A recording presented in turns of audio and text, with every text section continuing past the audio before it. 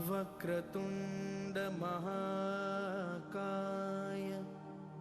सूर्यकोटि समप्रभा निर्विघ्नं कुरु मे देव सर्वकार्येषु सर्वदा।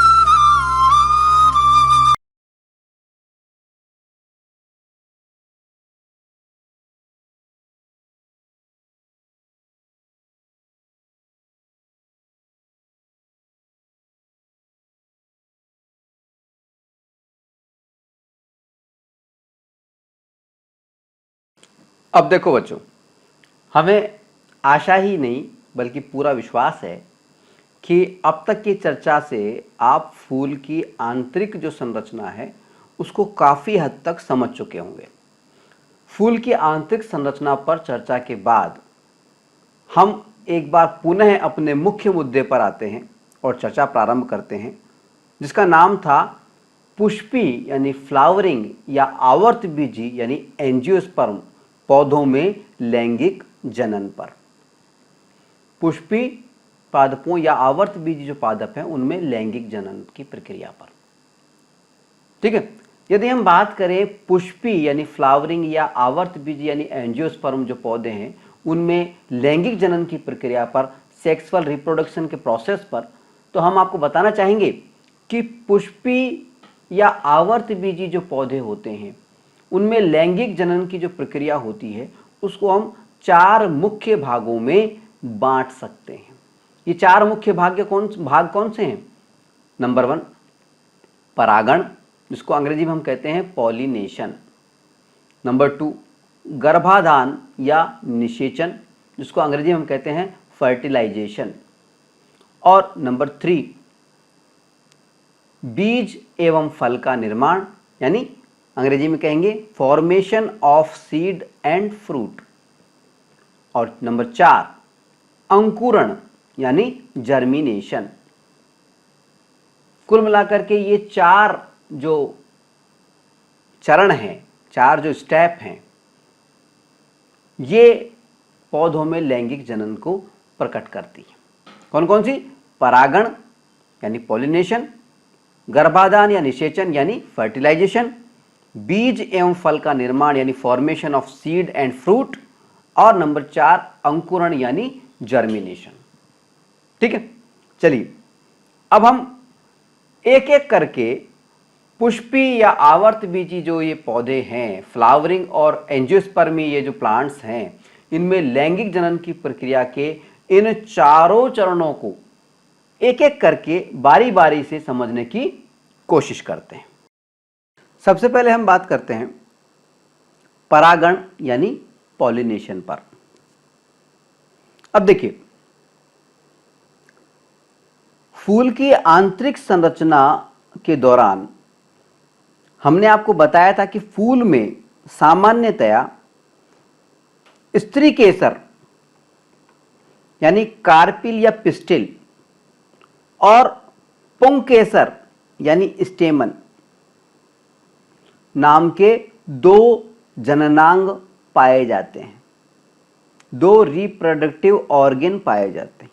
इनमें से ये जो स्त्री केसर या कार्पिल या पिस्टिल है, ये फूल का मादा जननांग होता है, फीमेल रिप्रोडक्टिव ऑर्गन होता है। इसी तरह से ये जो पुंकेसर या स्टेमन जो है, ये फूल का पुरुष जननांग होता है, नर जननांग होता है, मेल रिप्रोडक्टिव ऑर्गन होता है।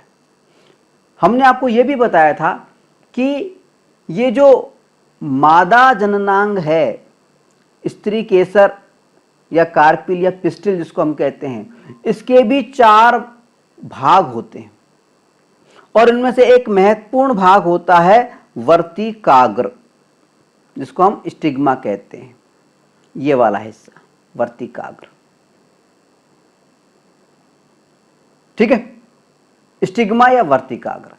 ये जो वर्तिकाग्र या स्टिग्मा होता है स्त्री केसर का, कार्पिल या पिस्टिल का, वो बेहद चिपचिपा होता है। और हमने आपको बताया था कि ये जो नर जननांग या पुंकेसर जो होता है, इसके भी 2 भाग होते हैं। जिनमें से एक भाग तो हमने बताया था परागकोश, जिसको हम कहते हैं एंथर, ठीक है। अब ये जो परागकोश या एंथर वाला जो भाग था, इसमें क्या होते हैं? नर युग्मक होते हैं, मेल गैमेट होते हैं, नर जनन कोशिका होती हैं या मेल सेक्स सेल्स पाए जाते हैं। और नर युग्मक यानी मेल गैमेट को या नर जनन कोशिका या मेल सेक्स सेल को हम सामान्य भाषा में क्या कहते हैं? परागकण। परागकण अंग्रेजी में बोलते हैं pollen grains. Pollen grains, clear? अब देखिए, किसी भी माध्यम से, चाहे वो पानी हो या जल हो, चाहे वो वायु या हवा हो, चाहे वो कोई कीट या इंसेक्ट हो, कोई कीड़ा हो, चाहे वो पक्षी हो, कोई इसी प्रकार का कोई बर्ड हो, या चाहे कोई पशु हो, चाहे कोई मानव ही क्यों ना हो, किसी भी माध्यम से, जल से, वायु से, कीड़े के माध्यम से, पक्षी के माध्यम से, पशु के माध्यम से, किसी भी माध्यम से जब ये जो परागकण होते हैं, जो कि नर युग्मक होते हैं, मेल गैमेट होते हैं, किसी भी माध्यम से मादा जनन अंग जो है, जननांग जो है, स्त्री केसर या कार्पिल जो है, इसका जो वर्तिकाग्र वाला जो भाग होता है, इसके ऊपर जब ये पहुंच जाते हैं, किसी भी माध्यम से, किसी भी माध्यम से परागकणों के वर्तिकाग्र यानी स्टिग्मा वाला जो भाग होता है, इस तक पहुंचने की जो क्रिया होती है, प्रक्रिया होती है, इसको हम कहते हैं परागण या पॉलिनेशन। क्लियर? किसी भी माध्यम से, ठीक है, किसी भी माध्यम से परागकणों यानी पोलेन ग्रेन्स जो होते हैं, उनके स्त्री केसर के, कार्पिल या पिस्टिल के वर्तिकाग्र पर यानी स्टिग्मा पर पहुंचने की जो प्रक्रिया होती है, उसको हम परागण कहते हैं। किसी भी माध्यम से परागकणों यानी पोलेन ग्रेन्स के वर्तिकाग्र या स्टिग्मा पर पहुंचने की प्रक्रिया को हम परागण कहते हैं। याद रहेगा। अब देखिए, परागण भी दो प्रकार का हो सकता है। परागण भी दो प्रकार का हो सकता है। कैसे? यदि परागकण, ये पॉलिन ग्रेन्स जो होते हैं, ये जो पाए जा रहे हैं, ये परागकण, ये पोलिन ग्रेन्स, यदि परागकण, यदि पोलिन ग्रेन्स उसी फूल के, यानी फूल ये वाला है, ये परागकण इसमें परागकोश में है, और इसी फूल के वर्तिकाग्र पर चिपकते हैं या पहुंच जाते हैं, तो इसको तो हम कहते हैं स्वपरागण, सेल्फ पॉलिनेशन। क्या कहते हैं? सेल्फ पॉलिनेशन, स्वपरागण। किसको कहते हैं? जब परागकण अपने ही फूल के वर्तिकाग्र पर पहुंचते हैं तो उसको हम कहते हैं स्वपरागण, यानी सेल्फ पॉलिनेशन। और यदि ये जो परागकण हैं वो अपने फूल के बजाय किसी अन्य फूल, जैसे ये परागकण इस दूसरे फूल के वर्तिकाग्र के ऊपर जाकर चिपक गए, तो इसको हम कहेंगे परपरागण, यानी क्रॉस पॉलिनेशन। समझ आई बात? देखिए, सीधी सी बात है। फूल की संरचना हमने देखी थी। फूल की संरचना के अंदर दो प्रकार के जननांग हमने देखे। एक तो पुरुष जननांग था, नर जननांग था, एक था मादा जननांग। मादा जननांग को हमने कहा स्त्री केसर या कार्पिल या पिस्टिल, और पुरुष जननांग जो कि ये वाला है फूल के अंदर, इसको हमने कहा पुंकेसर या स्टेमन। हमने बताया कि पुंकेसर या स्टेमन जो पुरुष जननांग है, इसके अंदर मेल गैमेट होता है, नर युग्मक पाया जाता है, जिसको हम कहते हैं परागकण या पोलेन ग्रेन अंग्रेजी में। इसी तरह से स्त्री केसर में, कार्पिल पिस्टल में हमने कहा था कि ये भी 4 भागों में बटा हुआ होता है। इनमें से एक प्रमुख भाग था वर्तिकाग्र, स्टिग्मा। ठीक है। तो किसी भी माध्यम से, चाहे वो जल के माध्यम से, वायु के माध्यम से, किसी कीट के माध्यम से, किसी पक्षी के माध्यम से या किसी पशु के माध्यम से, किसी भी माध्यम से पराग कणों के, यानी नर जो गैमेट है, मेल जो गैमेट है, नर युग्मक जो है, उसका फीमेल जो रिप्रोडक्टिव ऑर्गन है और जो मादा जननांग है स्त्री केसर, उसके वर्तिकाग्र पर पहुंचने की जो प्रक्रिया होती है उसको हम कहते हैं परागण या पॉलिनेशन। अब परागण या पॉलिनेशन भी 2 प्रकार का होता है। अगर परागकण, अगर पॉलिनेशन, पोलन ग्रेन जो होते हैं वो अपने ही फूल के वर्तिकाग्र पर पहुंचा है, अपने ही फूल के स्टिग्मा पर पहुंचा है, तब इसको तो हम कहते हैं स्वपरागण यानी सेल्फ पॉलिनेशन। और अगर परागकण यानी पोलन ग्रेन अपने बजाय किसी अन्य फूल के स्टिग्मा पे जाके पहुंचा है तो, या चिपका है, तो उसको हम कहते हैं परपरागण यानी क्रॉस पॉलिनेशन। ठीक है, समझ में आ गई बात? चलिए आगे बढ़ते हैं। परागण यानी पॉलिनेशन के बाद में अब हम चर्चा करेंगे गर्भाधान, जिसको हम निषेचन भी बोलते हैं और अंग्रेजी में इसको फर्टिलाइजेशन भी कहते हैं। इसके ऊपर गर्भाधान, निषेचन या फर्टिलाइजेशन, इसका मतलब क्या होता है? देखिए, गर्भाधान, निषेचन या फर्टिलाइजेशन का मतलब होता है नर व मादा युग्मकों के मिलन से, उनके फ्यूजन से एक नई कोशिका, जिसको कि हम युग्मनज कहते हैं और अंग्रेजी में जाइगोट कहते हैं, उसका निर्माण होना। गर्भाधान या निषेचन या फर्टिलाइजेशन का मतलब होता है नर व मादा युग्मकों, gametes, male and female gametes के मिलन यानी फ्यूजन के द्वारा नई एकल कोशिका, नई सिंगल कोशिका सेल, इसका युग्मनज, इससे युग्मनज यानी जाइगोट का निर्माण होना। ठीक है। देखिए, हम जानते हैं कि जो पुंकेसर होता है फूल के अंदर, स्टेमन जो होता है, उसके अंदर नर युग्मक पाए जाते हैं जिसको हम बोलते हैं पराग कण या पोलेन ग्रेन्स। हम ये भी जानते हैं कि फूल के अंदर एक महत्वपूर्ण भाग होता है जिसको हम मादा जननांग कहते हैं, वो है स्त्री केसर, कार्पिल या पिस्टिल। ठीक है। और हम ये भी जानते हैं कि जो स्त्री केसर है, कार्पिल या पिस्टिल है, जो कि फूल का मादा जननांग है, उसके 4 प्रमुख भाग होते हैं। कौन कौन से? एक तो ये पाइप वाला भाग, लंबा वाला भाग, इसको हम कहते हैं वर्तिका स्टाइल।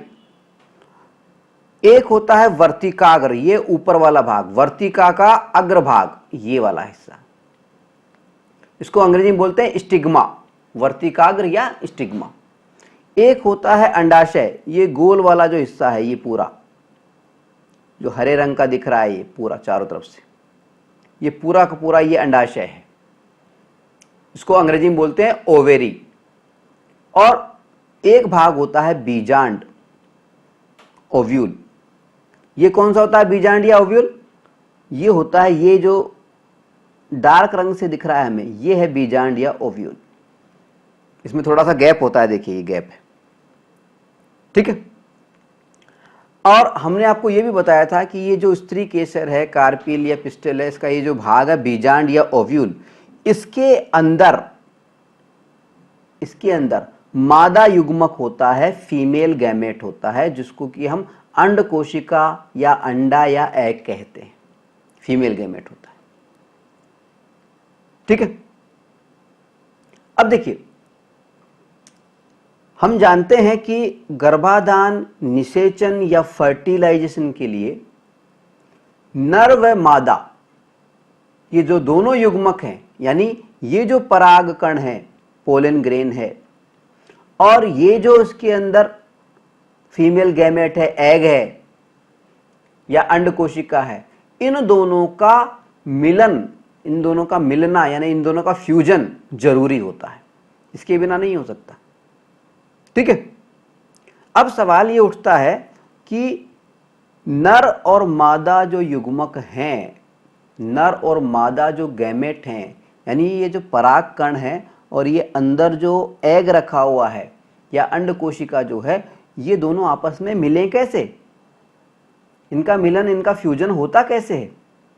तो देखिए, अभी कुछ देर पहले जो हमने परागण की बात की थी, पॉलिनेशन की जो बात की थी, उसमें हमने देखा कि किसी भी माध्यम से, चाहे वो हवा हो, पानी हो, चाहे वो पशु पक्षी हो, चाहे कोई कीट हो, किसी भी माध्यम से ये जो पराग कण होते हैं, ये जो फूल का मादा जननांग है, उसका जो सबसे ऊपर वाला भाग होता है, वर्तिकाग्र या स्टिग्मा, उसके ऊपर पहुंच जाते हैं। और क्योंकि ये भाग चिपचिपा होता है, इसलिए यहां पर वो पराग कण जो है चिपक जाता है। ठीक है। अब होता क्या है कि परागकण जब इस वर्तिकाग्र पे पहुंच जाता है, पॉलिनेशन के अंदर, परागण के अंदर, उसके बाद में इस परागकण से एक बारीक सी, छोटी सी, पतली सी एक नली विकसित होती है। नली विकसित होती है धीरे धीरे धीरे, और ये नली धीरे धीरे विकसित होते होते इस वर्तिकाग्र से होते हुए और इस अंडाशय से यूं होते हुए और ये बीजांड के अंदर यानी ओव्यूल के अंदर, और ये जो अंड कोशिका होती है, फीमेल गैमेट होता है, यहां तक पहुंच जाती। ठीक है। नली पहुंच गई। अब जब नली पहुंच जाती है तो ये जो नली होती है, इसको बोलते हैं पराग नली। पराग नली, क्या बोलते हैं इस नली को? पराग नली। पराग नली। ठीक है। जब ये नली पूरी विकसित हो जाती है और अंड कोशिका तक पहुंच जाती है ये, तो उसके बाद में क्या होता है कि ये जो पराग कण होता है, यह इस नली के माध्यम से फिसल करके और इस अंड कोशिका तक पहुंच जाता है, और यही अंड कोशिका के अंदर इस बीजांड ओव्यूल के अंदर जो अंड कोशिका है, यहां पर इन दोनों का मिलन हो जाता है, फ्यूजन हो जाता है। ठीक है। और नर व मादा इन दोनों युग्मकों के, इन दोनों गैमेट्स के मिलने से, परागकण और ये अंड कोशिका, इन दोनों के मिलने से एक नई एकल कोशिका का जन्म होता है।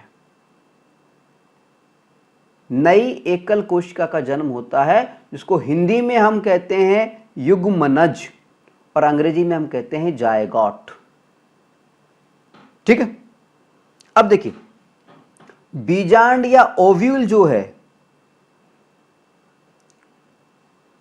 बीजांड या ओव्यूल में नर व मादा युग्मकों के, मेल और फीमेल गैमेट्स के मिलने और उसके परिणाम स्वरूप एक नई एकल यानी सिंगल कोशिका, सिंगल सेल यानी युग्मनज के यानी जायगोट के निर्माण की ये जो पूरी प्रक्रिया है, इस प्रक्रिया को हम कहते हैं गर्भाधान या निषेचन या फर्टिलाइजेशन।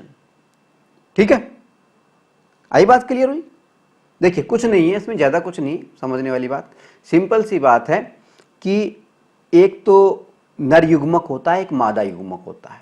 नर युग्मक परागकण फूल में अलग से होता है, और मादा युग्मक जो होता है वो स्त्री केसर वाला जो भाग होता है, उसके अंदर जो बीजांड वाला हिस्सा होता है, ये वाला हिस्सा जो हमने बताया, इसके अंदर होता है। ठीक है।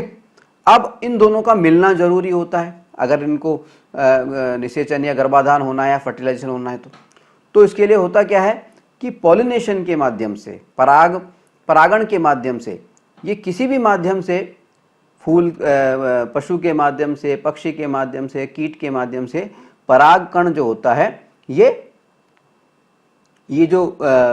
जो मादा जननांग है, स्त्री केसर, कार्पिल या पिस्टिल, इसका जो भाग है वर्तिकाग्र, जिसको हम अंग्रेजी में स्टिग्मा कहते हैं, इसके ऊपर आकर के चिपक जाता है। ठीक है, ये तो पॉलिनेशन हो गया, परागण हो गया। इसके बाद में कार्रवाई क्या होती है कि इस परागकण से लेकर के और नीचे ये जो वर्तिकाग्र है और फिर अंडाशय यानी ओवरी है, और इसके अंदर ये जो बीजांड यानी ओव्यूल है, और उसके अंदर जो हमारी अंड कोशिका है या एग है, या उसको मादा युग्मक कह सकते हैं, मादा युग्मक, वो जो मौजूद है, मादा जनन कोशिका, वहां तक एक नली बन जाती है, जिसको हम कहते हैं पराग नली, क्योंकि ये परागकण इसी में से आता है, इसलिए इसको हम बोलते हैं पराग नली।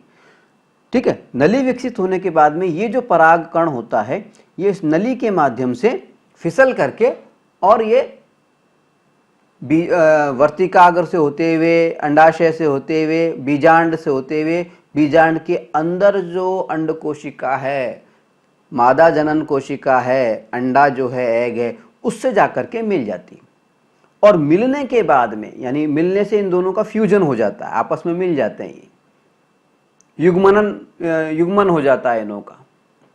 ठीक है, युग्मन हो जाता है। और युग्मन होने के बाद में क्या होता है, एक नई एक सिंगल कोशिका बनती है, एकल कोशिका बनती है, सिंगल कोशिका बनती है, जिसको हम हिंदी में कहते हैं युग्मनज और अंग्रेजी में हम कहते हैं जायगोट। ठीक है। ठीक है।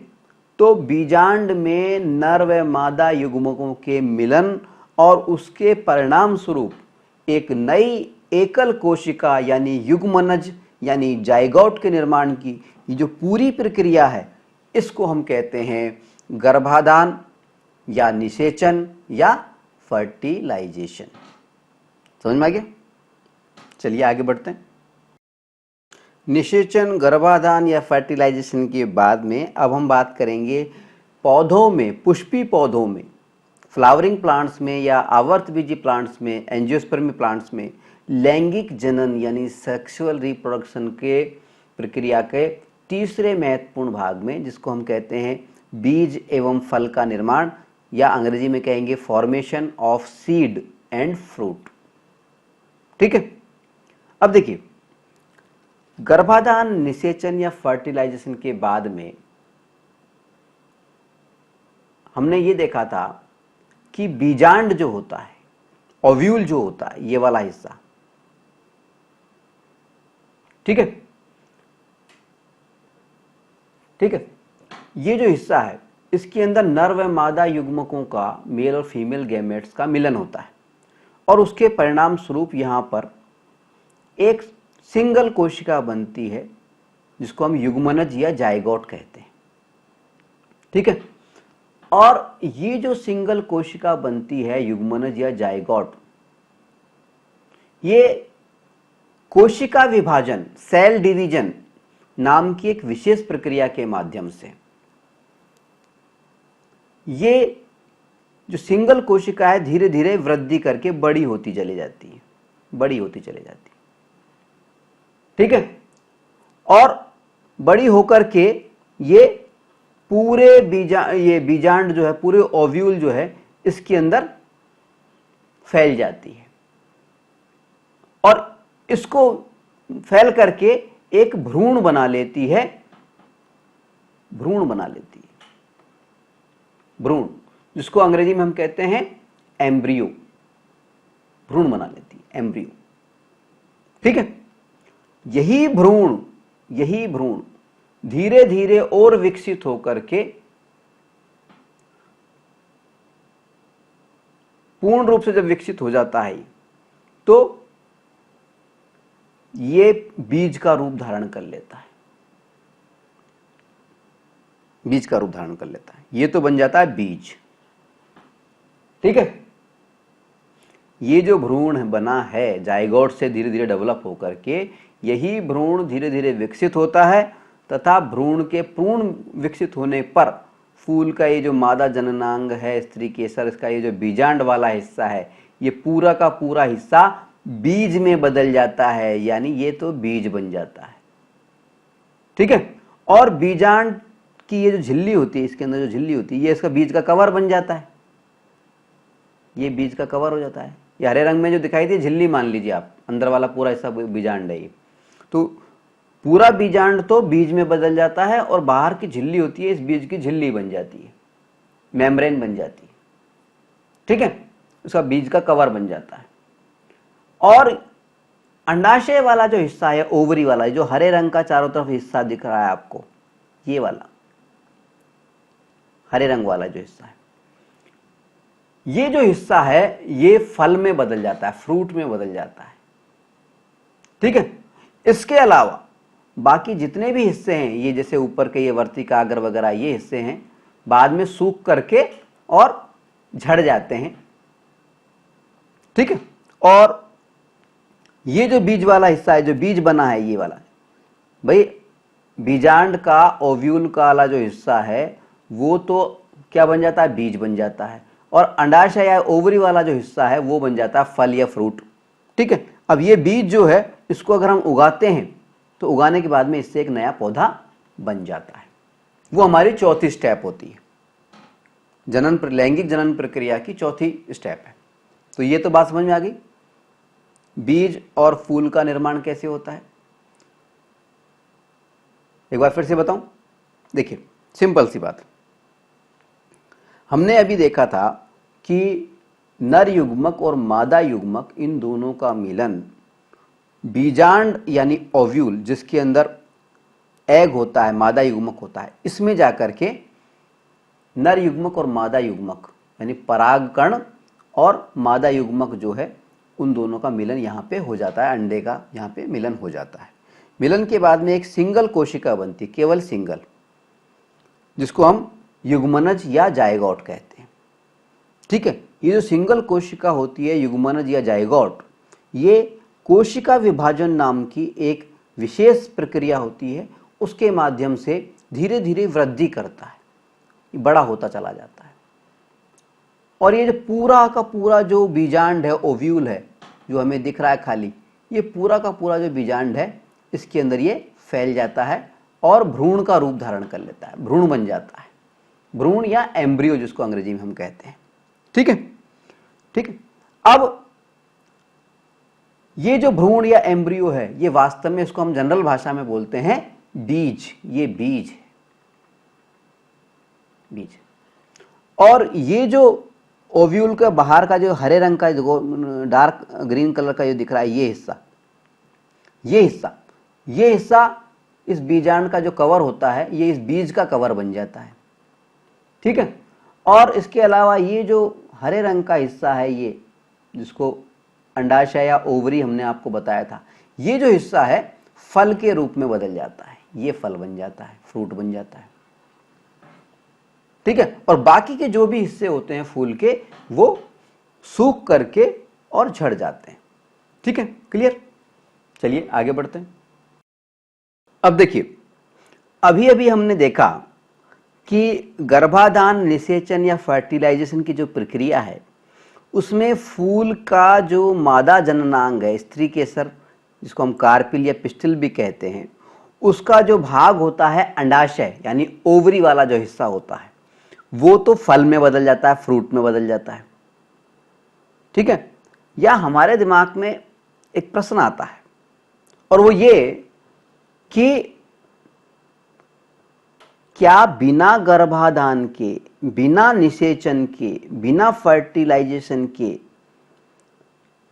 उसके बिना भी अंडाशय जो है, ये जो ओवरी वाला हिस्सा है, क्या बिना गर्भाधान के भी ये हिस्सा फल में बदल सकता है?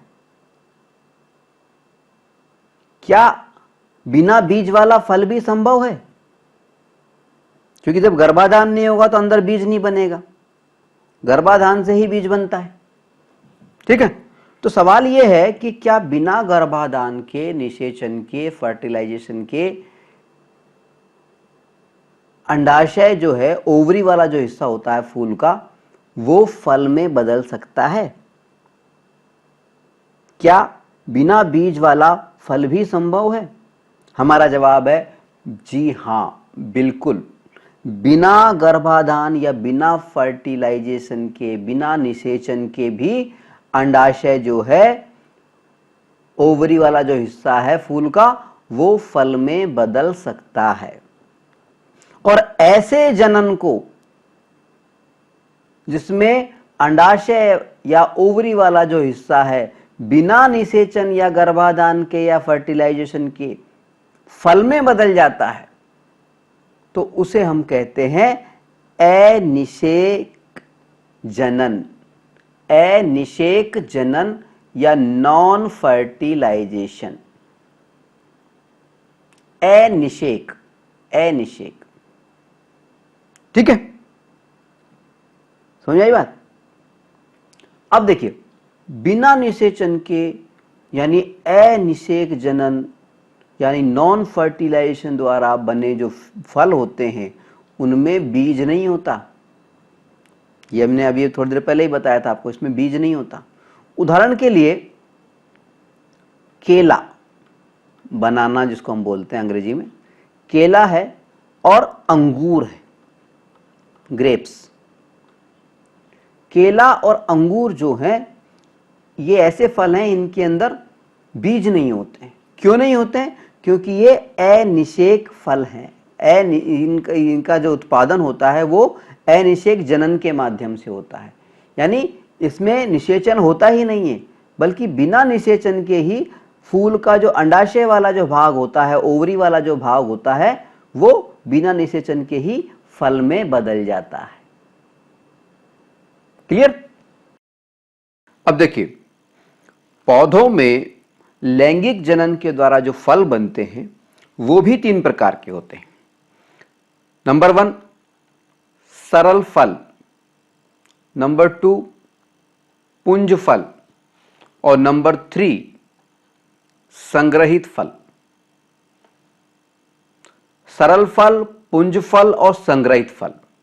अब देखिए, हम जानते हैं और हम आपको बता भी चुके हैं कि फूल के अंदर जो अंडाशय होता है, जो ओवरी वाली होती है, ओवरी वाला जो हिस्सा होता है, वो विकसित होकर के फल में बदल जाता है, और बीजांड या ओव्यूल वाला जो हिस्सा होता है वो बीज में बदलता है। ठीक है, ओवरी वाला हिस्सा किसमें बदलता है? फल में बदलता है। ठीक है, हम बात कर रहे हैं फलों की, तो ये बात को हमें याद रखना है। ठीक है, तो सरल फल कौन से फल होते हैं? सरल फल वे फल होते हैं जिसके अंदर जब किसी पुष्प के अंडाशय से, ओवरी वाला हिस्से से सिर्फ एक ही फल बनता है, सिंगल फल बनता है, तो इस प्रकार के फल को हम कहते हैं सरल फल। उदाहरण के लिए आम और गेहूं, एक फूल के अंडाशय से एक ही फल बनता है। जब किसी पुष्प के अंडाशय से सिर्फ एक ही फल बनता है तो इस प्रकार के फल को हम कहते हैं सरल फल। ठीक है, अब देखिए पुंज फल किसको कहते हैं। देखिए, जब किसी पुष्प के एक से अधिक अंडाशय हों, किसी पुष्प में एक से ज्यादा अंडाशय हों और उनसे गुच्छे के रूप में एक से अधिक फल बनते हों, तो इस प्रकार के बने हुए फलों को हम कहते हैं पुंज फल ग्रुप के अंदर, जैसे कि स्ट्रॉबेरी। ठीक है, एक अंडाशय से अगर एक ही फल बन रहा है तो उसको हम कहेंगे सरल फल। संख्या एक है इसलिए सरल तो अपने आप ही है। ठीक है, उदाहरण क्या है, आम और गेहूं। ठीक है, इस तरह पुंज फल किसको कहते हैं, जब किसी पुष्प में एक से अधिक अंडाशय हो, एक से अधिक ओवरीज हो और उनसे गुच्छे के रूप में एक से अधिक फल बनते हों, तो इस प्रकार के फल को हम कहते हैं पुंज फल। उदाहरण के लिए स्ट्रॉबेरी जो है वो एक प्रकार का पुंज फल है। ठीक है, तीसरी बात, एक होता है संग्रहित फल। संग्रहित फल, संग्रहित फल क्या होते हैं। संग्रहित फल के अंदर अंडाशय की भूमिका नहीं आ रही है। संग्रहित फल किसको कहते हैं, जब एक संपूर्ण पुष्प क्रम के सारे फूल मिलकर के एक फल बनाते हैं। सारे जितने भी फूल हैं उस पुष्प क्रम के अंदर, उस सारे फूल मिलकर के जब एक फल बनाते हैं तो इस प्रकार बनने वाले फल को हम कहते हैं संग्रहित फल। उदाहरण के लिए संग्रहित फल के दो उदाहरण हैं। एक तो है शहतूत। शहतूत में देखा होगा आपने, छोटे छोटे से पहले फूल बनते हैं बहुत सारे और फिर अचानक से वो फल में बदल जाते हैं। इसी तरह से कटहल, जिसकी हम सब्जी बनाते हैं, तो शहतूत और कटहल जो हैं वो संग्रहित फल के उदाहरण हैं। ठीक है, अब देखिए सरल फल, पुंज फल और संग्रहित फल, इन पर चर्चा के बाद में अब हम थोड़ी सी बात करेंगे सत्य फल और असत्य फल पर। सत्य फल और असत्य फल पर। अब देखिए, हम जानते हैं कि फल का जो निर्माण होता है, फ्रूट का जो निर्माण होता है, वो फूल के जो अंडाशय वाला भाग है उसके परिपक्व होने पर होता है। यानी फूल के परिपक्व अंडाशय से फल बनता है। अंडाशय वाला भाग कौन सा है, ये जो पूरा ग्रीन भाग है, देखिए चित्र में दिख रहा है आपको, ये पूरा अंडाशय वाला भाग। और जब ये परिपक्व हो जाता है तो इसी से फल बनता है। और अंदर जो वाला जो भाग होता है, ये जो डार्क ग्रीन के अंदर जो भी है, ये पूरा हिस्सा, ये है बीजांड या ओव्यूल, इससे बीज बनता है। ठीक है, तो फल का निर्माण जो होता है फूल के परिपक्व अंडाशय से होता है, परिपक्व ओवरी से होता है। क्लियर। लेकिन कभी कभी ऐसा होता है कि अंडाशय के अतिरिक्त, इस ओवरी के अतिरिक्त फूल के कुछ अन्य भाग भी, जैसे पुष्पासन, रिसेप्टिकल, ये वाला हिस्सा देखिए, पुष्पासन हमने आपको पहले ही बताया था, ये पुष्पासन, पुष्प का आसन जिस पे पूरा फूल टिका रहता है वो आसन, ये वाला जो हिस्सा है ये, और बाह्य दल यानी सेपल्स, ये वाला जो ग्रीन वाला, ये जो दो पत्तियां सी दिख रही हैं, एक इधर और एक इधर, ये वाला जो हिस्सा है जो डोडी बनती है जिससे, ठीक है, फूल को खुलने से पहले जो फूल के अंग होते हैं उसकी सुरक्षा करता है खिलने से पहले तक, डोडी के रूप में, बाह्य दल या सेपल्स। तो कभी कभी क्या होता है कि अंडाशय या ओवरी के अलावा फूल का जो ये बाह्य दल यानी सेपल्स वाला हिस्सा होता है और ये जो पुष्पासन रिसेप्टिकल वाला जो हिस्सा होता है, ये भी फल बनाने में भाग लेते हैं, इनसे भी फल बनता है। और जिन फलों के बनने में सिर्फ अंडाशय वाला हिस्सा, केवल अंडाशय वाला, केवल ओवरी वाला हिस्सा ही भाग लेता है, उसको तो हम कहते हैं सत्य फल। अगर केवल अंडाशय वाले हिस्से से ही फल बन रहा है तो उनको हम कहेंगे सत्य फल। उदाहरण के लिए आम जो है वो एक सत्य फल है। ठीक है। इसी तरह से जिन फलों के निर्माण में अंडाशय वाले हिस्से के अलावा फूल के अन्य भाग जैसे पुष्पासन यानी रिसेप्टिकल और बाह्यदल सेपल्स इत्यादि भी भाग लेते हैं, उन फलों को हम कहते हैं असत्य फल। असत्य फल। और असत्य फल का उदाहरण है सेव, एप्पल, और एक होता है नाशपाती। नाशपाती, सेव और नाशपाती जो है ये असत्य फल के उदाहरण हैं। और सेव और नाशपाती दोनों में पुष्पासन जो होता है, रिसेप्टिकल जो होता है, ये वाला, ये फल के निर्माण में भाग लेता है। ठीक है। तो अगर सवाल इस तरह भी पूछा जा सकता है कि पुष्पासन या रिसेप्टिकल किस फल के निर्माण में भाग लेता है, तो हम कह सकते हैं सेव और नाशपाती। या हम ये भी सवाल हो सकता है कि असत्य फल का उदाहरण कौन सा है, तो उसमें भी सेव और नाशपाती आ गया। ठीक है। तो सत्य फल और असत्य फल का मतलब समझ गए आप। चलिए आगे बढ़ते हैं। अब हम बात करेंगे अंकुरण पर यानी जर्मिनेशन पर। अंकुरण या जर्मिनेशन क्या होता है? देखिए, हम बात कर रहे हैं पुष्पी पादपों की, फ्लावरिंग प्लांट्स की, जिनको हम आवर्तबीजी पादप भी कहते हैं, एंजियोस्पर्म प्लांट्स भी कहते हैं, उनके अंदर लैंगिक जनन की प्रक्रिया पर। ठीक है।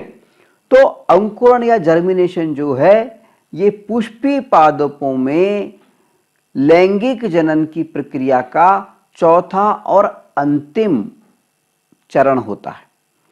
और अंकुरण या जर्मिनेशन वाले इस चरण के अंदर होता क्या है कि जो बीज होता है उस बीज से एक नया पौधा बन जाता है, वो भी उचित वातावरण। हमेशा नहीं बनता, तुरंत नहीं बनता। उचित वातावरण में बीज से पुनः नए पौधे के पैदा होने की जो प्रक्रिया है, इसको हम अंकुरण या जर्मिनेशन कहते हैं। ठीक है। अब यहां पे हमने एक बात कही, उचित वातावरण में। आप देखिए, बीज को अपन वैसे रखेंगे तो नहीं उगेगा। बीज के ऊपर एक कवर होता है। हमने आपको बताया था कि जब बीजांड जो होता है वो बीज में बदलता है, और बीजांड का जो कवर होता है वो बीज का कवर बन जाता है। अब ये बीज का कवर क्या काम आता है? बीज का कवर बीज को तब तक सुषुप्त अवस्था में रखता है, निष्क्रिय रखता है, अर्थात उसको अंकुरित नहीं होने देता जब तक कि वातावरण उचित ना हो जाए। वातावरण उचित ना हो जाए। और जो ही वातावरण उचित होता है यह बीज को अंकुरित होने देता है। ठीक है। यानी बीज का जो कवर है इसकी भी बहुत ज्यादा इंपॉर्टेंस है, बहुत महत्वपूर्ण है। क्यों? क्योंकि बीज का कवर बीज को तब तक निष्क्रिय रखता है, तब तक सुषुप्त अवस्था में रखता है, तब तक उसको अंकुरित नहीं होने देता जब तक कि वातावरण उचित ना हो। वातावरण के उचित होने का मतलब होता है कि बीज के लिए उचित पानी है कि नहीं है, पोषक तत्व है कि नहीं है, भूमि है कि नहीं है, मिट्टी है कि नहीं है, और तापमान ठीक है कि नहीं है। और जैसे ही उचित भोजन, पानी, पोषक तत्व, भूमि और तापमान इनकी व्यवस्था हो जाती है तो ये बीज का कवर जो होता है ये हट जाता है और पौधा जो होता है वो अंकुरित हो जाता है, जर्मिनेट हो जाता है। ठीक है। अब अंकुरण के समय पे जब पौधा जर्मिनेट होता है, बीज से नया पौधा बनता है, तो हम नए पौधे के 3 भाग हमें दिखाई देते हैं जिनको हम आसानी से पहचान सकते हैं। ये 3 भाग कौन से होते हैं? एक तो ये वाला भाग देखिए, ये जो नीचे जड़ की तरह जा रहा है, ये इससे जड़ बनती है। एक ये वाला भाग जिससे तना बनता है, और एक ये वाला भाग जो एनर्जी सप्लाई करता है, इसमें भोजन होता है। ठीक है, इन तीनों भागों को क्या कहते हैं? पहला भाग जिससे कि जड़ बनती है, नीचे वाला जो भाग है, इसको हम कहते हैं मूल अंकुर। मूलांकुर, जिससे मूल बनती है, जड़ बनती है। ये मूलांकुर मतलब जड़ का अंकुर, जिससे जड़ बनती है, इसको हम मतलब मूलांकुर। अंग्रेजी में बोलते हैं रेडिकल। मूलांकुर या रेडिकल, ये कौन सा भाग है? ये वाला भाग है जो नीचे की तरफ दिख रहा है हमें। इससे पौधे की जड़ें बनती हैं। नंबर 2, ये वाला जो भाग है, ये जिससे पौधे का तना बनता है, इसको हम बोलते हैं प्रांकुर। प्रांकुर, प्रांकुर, इससे पौधे का तना बनता है। अंग्रेजी में इसको बोलते हैं प्ल्यूम्यूल। प्ल्यूम्यूल, प्ल्यूम्यूल, इससे पौधे का तना बनता है। और तीसरी जो चीज ये रह गई, जिसको हमने कहा था कि यहां पे भोजन, एनर्जी के लिए भोजन का संग्रह होता है। भाई जब भी कोई बीज अंकुरित होगा तो अंकुरण के समय उसको कुछ एनर्जी की आवश्यकता होगी, ऊर्जा की आवश्यकता होगी, और ऊर्जा मिलती है भोजन से। तो ये भोजन जिससे कि हमें ऊर्जा मिल रही है इस पौधे को अंकुरण के समय, उसकी आपूर्ति के लिए जो भोजन होता है उसका संग्रह कहां पर होता है? यहां पर होता है। इसको हम बोलते हैं बीज पत्र, हिंदी में बोलते हैं बीज पत्र। अंग्रेजी में इसको बोलते हैं कोटिलेडन।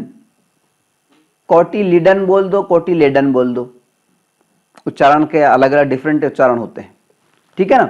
तो बीज पत्र या कोटिलीडन जो है, इसका काम होता है अंकुरण के समय आवश्यक ऊर्जा की पूर्ति के लिए भोजन का संग्रह करना। ठीक है, अब देखिए, अंकुरण के साथ ही हमने बताया था कि अंकुरण या जर्मिनेशन जो है पुष्पी पौधों के अंदर लैंगिक जनन की प्रक्रिया का चौथा और अंतिम भाग है। तो जैसे ही अंकुरण या जर्मिनेशन पूरा होता है, तो अंकुरण या जर्मिनेशन के साथ ही पौधों में लैंगिक जनन की जो प्रक्रिया है वो पूर्ण हो जाती है। ठीक है, चलिए आगे बढ़ते हैं। लेकिन आगे बढ़ने से पहले हम आपको 4 मुख्य तथ्यों के बारे में आपको जानकारी देना चाहेंगे। नंबर 1, एक शब्द है, आपने शायद सुना हो, रैफ्लेशिया। रैफ्लेशिया, RAFFLESIA, रैफ्लेशिया। रैफ्लेशिया क्या है? रैफ्लेशिया विश्व का सबसे बड़ा फूल है। क्या है? विश्व का सबसे बड़ा फूल, सबसे बड़ा फूल, सबसे बड़ा फ्लावर है, सबसे बड़ा फूल है। और ये जो रैफ्लेशिया जो विश्व का सबसे बड़ा फूल है, ये इंडोनेशिया और मलेशिया जो 2 देश हैं, इंडोनेशिया और मलेशिया, यहां पर वर्षा वाले जो वन हैं, जहां पे वर्षा बहुत ज्यादा होती है, इंडोनेशिया और मलेशिया में, वहां पर पाया जाता है। ये जो फूल देखिए साफ चित्र में दिखाई दे रहा, कितना बड़ा फूल है, कितना बड़ा फूल है। अगर इसका हम डायमीटर देखें, व्यास देखें, यानी एक सिरे से दूसरे सिरे के बीच की जो दूरी देखें, तो करीब 3 फीट इसका डायमीटर होता है, इसका व्यास होता है 3 फीट। और इसका जो वजन अगर हम देखें तो उसका वजन होता है करीबन 15 पाउंड। कितना? 15 पाउंड। पाउंड का मतलब क्या होता है? पाउंड वजन की एक यूनिट है, एक मात्रक है। और 400 ग्राम जो वजन होता है, जिसको हम बोलते हैं, इसको 1 पाउंड माना जाता है।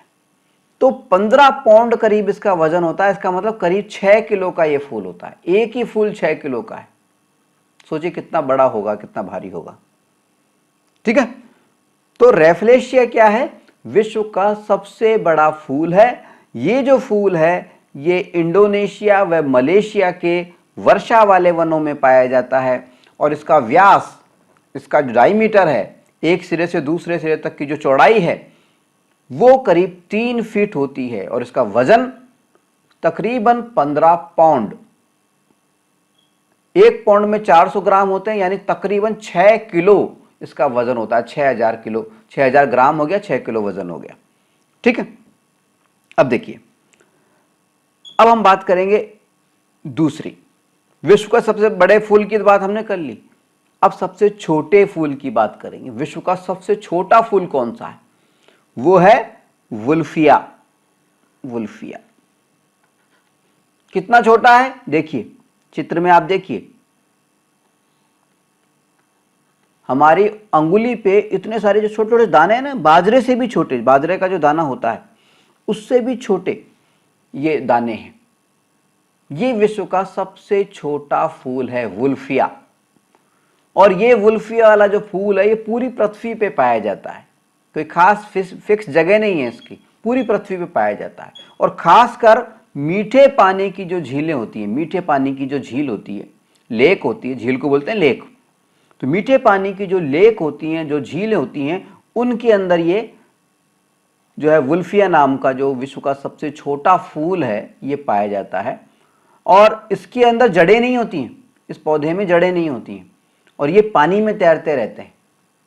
ठीक है, तो आप पहचान लें, जानकारी के लिए इतना ही काफ़ी है कि विश्व का सबसे बड़ा फूल कौन सा है, वो है रेफ्लेशिया, और सबसे छोटा फूल कौन सा है, वो है वुल्फिया। ठीक है, ये तो बात हो गई हमारी फूल की। अब हम बात करेंगे बीज की।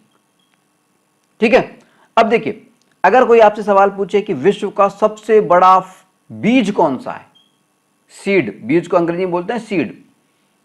ठीक है, तो विश्व का सबसे बड़ा बीज कौन सा है, सबसे बड़ा सीड कौन सा है, तो हमारा जवाब होगा लोडोइसिया मालडीविका। लोडोइसिया मालडीविका, नाम थोड़ा अटपटा है, याद करना पड़ेगा। लोडोइसिया मालडीविका, बार बार प्रैक्टिस करना, याद हो जाएगा, कोई खास बात नहीं है। या पहचानना तो कम से कम आप सीख ही लेना। ठीक है, तो विश्व का सबसे बड़ा बीज कौन सा है, लोडोइसिया मालडीविका। ठीक है, और ये जो बीज है लोडोइसिया मालडीविका, ये जो बीज है ये इसको हम कहते हैं समुद्री नारियल, या इसको हम डबल नारियल भी कह देते हैं। ये जो चित्र में दिख रहा है ना, इस बच्चे ने ले रखा है, ये वो बीज है। देखिए कितना बड़ा बीज है, इतने बड़े बच्चे ने ले रखा है तब भी इतना भारी बड़ा बीज नजर आ रहा है हमें। इस बीज को, लोडोइसिया मालडीविका को, हम समुद्री नारियल या डबल नारियल भी कहते हैं। ठीक है, और ये जो बीज है लोडोइसिया मालडीविका, ये बीज मुख्यतया सेशेल्स में प्रेसलिन और क्यूरिस, प्रेसलिन और क्यूरियस जो द्वीप हैं, वहां पे 2 द्वीप हैं, प्रेसियस और क्यूरियस, यहां पे पाया जाता है। अब सेशेल्स क्या है,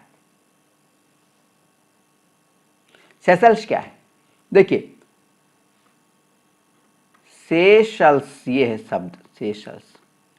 सेशल्स क्या है, हिंद महासागर जो हमारा है ना, उसमें करीबन 115 द्वीप हैं, 115 आइलैंड हैं, उनका एक ग्रुप है, ये उनका एक समूह है सेशल्स।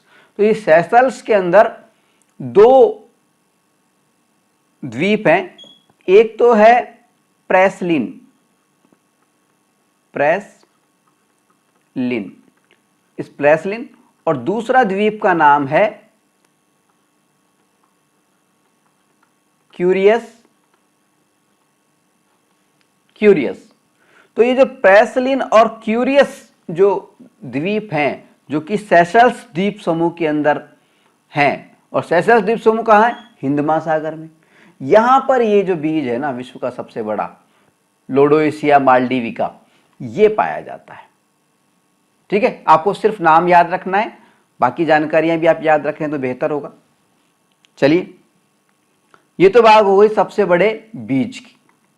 अब देखिए, फिर से सवाल, नेगेटिव सवाल उठता है कि सबसे बड़ा बीज जब लोडोइसिया माल्डीविका हमने बता दिया, तो सबसे छोटा बीज कौन सा है? सबसे छोटा बीज है और ट्रॉपिकल ऑर्किड, जिसको खाली अपनी बुक में ऑर्किड भी लिख दिया इन्होंने, ठीक है। ट्रॉपिकल ऑर्किड ये सबसे छोटा बीज है विश्व का, बिल्कुल धूल के कण के समान होता है इस तरह से। ऐसी इसकी फली होती है, इसमें बहुत सारे बीज हैं, देखिए बिल्कुल धूल के कण की बराबर है, ठीक है। तो ये कुछ महत्वपूर्ण जानकारियां थी जो कि आपकी पुस्तक में दी हुई हैं, और हमने थोड़ी सी जानकारियां आपको थोड़ी ज़्यादा दे दी हैं। विश्व का सबसे बड़ा फूल कौन सा है? रेफ्लेशिया।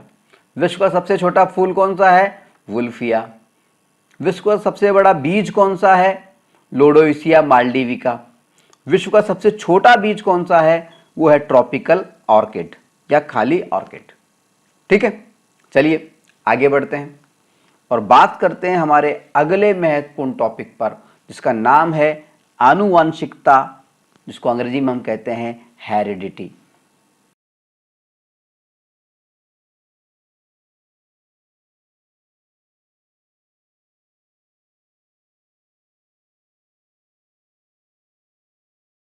जनगण मन अधिनायक जय हे भारत भाग्य विधाता। पंजाब सिंध गुजरात मराठा द्राविड उत्कल गंगा। विंध्य हिमाचल यमुना गंगा उच्चल जलधि तरंगा। तव शुभ नामे जागे तव शुभ आशीष मागे। गाहे तव जय गाथा जन गण मंगलदायक जय हे भारत भाग्य विधाता। जय हे जय हे जय हे जय जय जय जय हे।